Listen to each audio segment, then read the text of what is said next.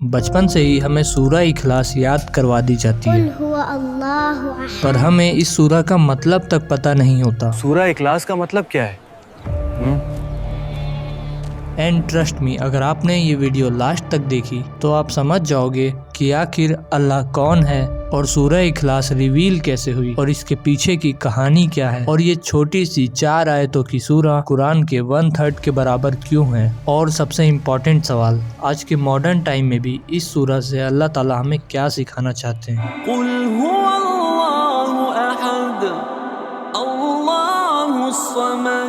अब ये कहानी की स्टार्टिंग होती है मक्का के उस टाइम से जब लोगों के दिल अंधेरों से भरे हुए थे।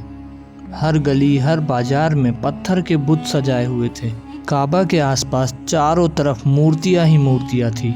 हर कबीला अपने खुदा का मालिक था। कोई कह रहा था ये हमारे बारिश का देवता है, कोई कहता है ये हमारे परिवार का रखवाला है। ये हमारा बारिश का देवता है, देख कितना सुंदर है। हाँ, और ये हमारे परिवार का रखवाला है, हमेशा हमारी रक्षा करता है। यही था मक्का का माहौल, अंधविश्वास से भरा हुआ था। लोग उनसे दुआ मांगते थे, उनके सामने सजदा करते थे और समझते थे कि यही उनके रब हैं। अरे भाई, नया बुत आया है यमन से, देखो कितना सुंदर है, कांटे के पत्थर से बना हुआ, बिल्कुल जिंदा जैसा लगता है। वाह, सच में कमाल है। लाओ, इसके लिए चांदी के गहने और सोने की सजावट भी बना देते हैं, सबसे अलग दिखेगा। ऐसा था मक्का का माहौल जहाँ रिलीजन एक बिजनेस बन चुका था। मूर्तियाँ बनाना, बेचना, इबादत करना, सब एक पैसे कमाने का जरिया था। और इस पूरी डार्क सोसाइटी में एक ऐसी रोशनी थी जो सबसे अलग थी, मोहम्मद सल्लल्लाहु अलैहि वसल्लम। वो सच बोल रहे थे, लोगों को मूर्तियों से नहीं बल्कि अल्लाह से मिलवा रहे थे। उनका जो पैगाम था वो बहुत ही सिंपल था, एक अल्लाह के सिवा कोई इबादत के लायक नहीं है। लेकिन कुरैश के लोग हैरान रह गए कि आखिर एक अल्लाह का मतलब क्या होता है। आखिर ये कैसा खुदा है जिसे देखा नहीं जा सकता, जिसका कोई रंग नहीं, कोई शक्ल नहीं। आखिर ये कैसा खुदा है जिसे देखा भी नहीं जा सकता। उसका अल्लाह तो कोई दिखाई भी नहीं देता। ऐसे खुदा का क्या फायदा जो ना दिखे ना सुनाई देड़े। अरे मोहम्मद कहता है एक अल्लाह है, तो क्या हमारे लात, उज्जा, हुबल सब झूठे हैं? उनका जो दिमाग था ना, सिर्फ दुनिया के गॉड तक लिमिटेड था। वो समझते थे कि अगर कुछ दिखाई नहीं देता है तो वो हकीकत नहीं है। लेकिन नबी सल्लल्लाहु अलैहि वसल्लम एक ऐसे रब की दावत दे रहे थे जो ना आंखों से देखा जा सकता है, ना किसी सूरत में समझा जा सकता है। एक ऐसा रब जो सब कुछ देखता है लेकिन खुद किसी का मोहताज नहीं। मक्का के लोग हैरान थे, ये कैसा खुदा है जो इंसानों जैसा नहीं है, ना पुतला ना कोई तस्वीर, बस ला इलाहा इल्लल्लाह। ये कैसा खुदा है जो इंसानों जैसा नहीं, ना सोना ना चांदी ना कोई पुतला ना तस्वीर, बस ला इलाहा इल्लल्लाह। उनके लिए ये बात उनकी समझ से बाहर थी। वो मजाक उड़ाते हुए सवाल पूछ रहे थे, अरे मोहम्मद, हमें बताओ तुम्हारा रब कैसा है? वो किस चीज का बना है, सोना, चांदी या मोतियों का? उन्हें लगता था कि रब भी उनकी मूर्तियों जैसा ही होगा, जिसे हाथों से छू सकते हैं और जरूरत पड़ने पर दुआ मांग सकते हैं। लेकिन नबी सल्लल्लाहु अलैहि वसल्लम मुस्कुराए, उनका चेहरा सुकून से भरा हुआ था।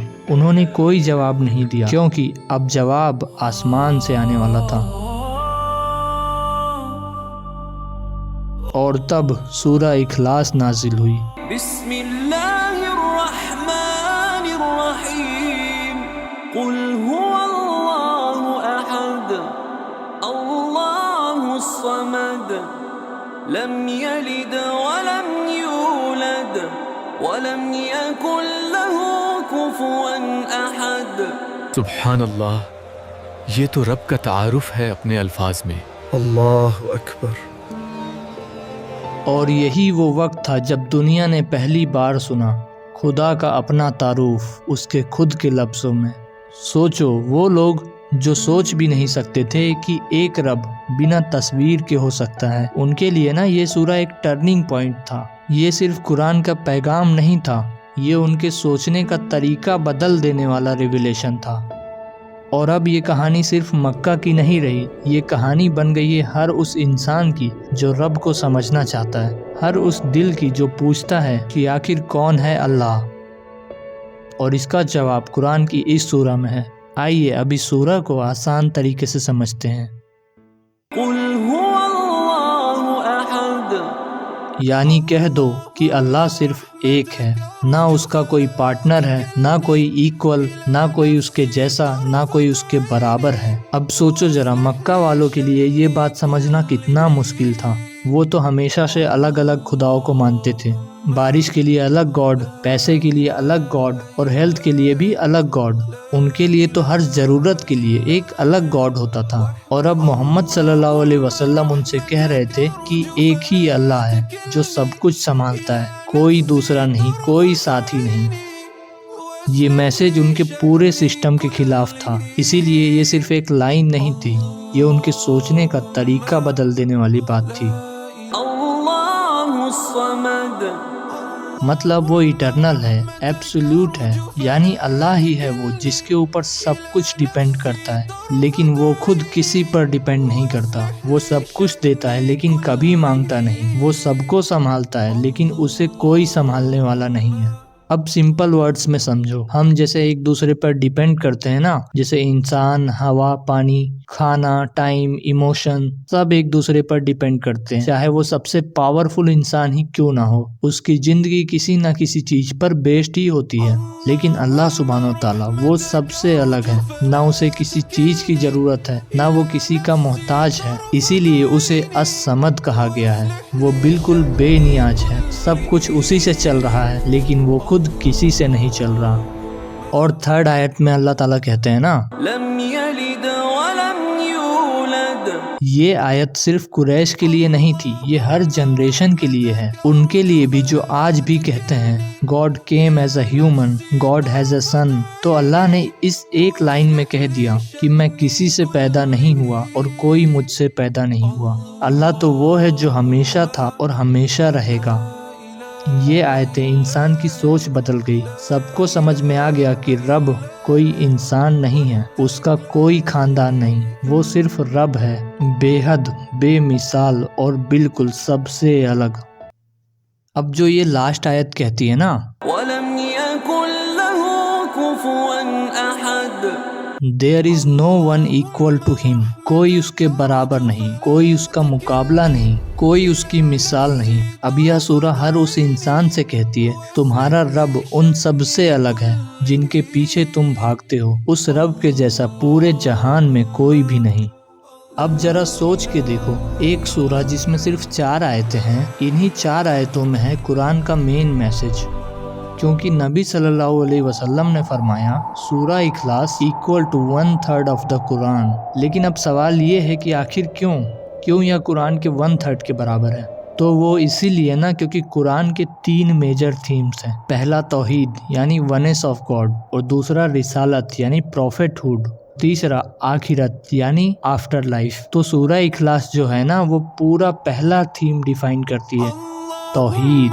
तो अब इसका मतलब ये नहीं है कि हम बाकी कुरान को पढ़े ही ना, बल्कि इसका मतलब ये है कि हमें इस सूरह इखलास को पढ़ने पर कुरान के 1/3 बराबर बरकतें मिलेंगी। अब सूरह इखलास में अल्लाह ताला अपना खुद तारुफ करा रहे हैं कि आखिर मैं कौन हूँ, वो नहीं जो इंसान समझ रहा हो, बल्कि रब खुद कह रहा है मैं ही हूँ जो सब कुछ चला रहा हूँ। अब ये सूरह ना उन सब बिलीफ का इनकार करती है जो अल्लाह को उसकी क्रिएशन के जैसा समझते हैं। ना वो किसी मूर्ति के जैसा है, ना वो किसी शक्ल में है, वो सिर्फ अहद है, बस एक और सिर्फ एक। अहद का मतलब होता है जो कभी डिवाइड नहीं होता, जो ना 2 हो सकता है, ना हिस्सों में बांटा जा सकता है। अब यह सूरह हमें एक रियलिटी याद दिलाती है कि हर टाइम, हर हालात में हम उसी पर डिपेंड करते हैं। जब हम रो रहे होते हैं तो वो सुन रहा होता है, जब हम गम में होते हैं तो वो पास होता है, और जब सब छोड़ देते हैं ना तो सिर्फ वही होता है। ये सूरह हमें याद दिलाती है कि जहाँ दुनिया में सब कुछ बदलता है वहाँ रब कभी नहीं बदलता। से यानी कहो कि अल्लाह एक है, बस इतना ही कह देना ही ईमान है और यही रियलिटी है। सूरह इखलास ने हमें बताया कि अल्लाह सिर्फ एक है, ना उसका कोई पार्टनर ना। भाई सच में ये सूरह इखलास हमें सिखाती है कि सिर्फ एक ही अल्लाह है। हाँ, और वही सब कुछ संभालता है, हमें हर हाल में साथ देता है। सोचा नहीं था कि सिर्फ 4 आयत इतनी बड़ी बात बता देंगी। सच में آج کے ٹائم میں بھی یہ ہمیں ریمائنڈ کراتی ہیں کہ بھروسہ کیول اللہ پر ہونا چاہیے. Sometimes it feels like we have lost everything, but then I remember He is still there. اگر آپ نے کچھ نیا سیکھا تو اس ویڈیو کو شیئر ضرور کرنا اور کمنٹ میں بتاؤ کہ نیکسٹ ڈاکیومنٹری کس سورہ پہ ہونا چاہیے. اور ہاں، اگر آپ نے ابو لہب والی ڈاکیومنٹری نہیں دیکھی تو وہ ضرور سے دیکھو. میں آپ سے وہیں ملوں گا.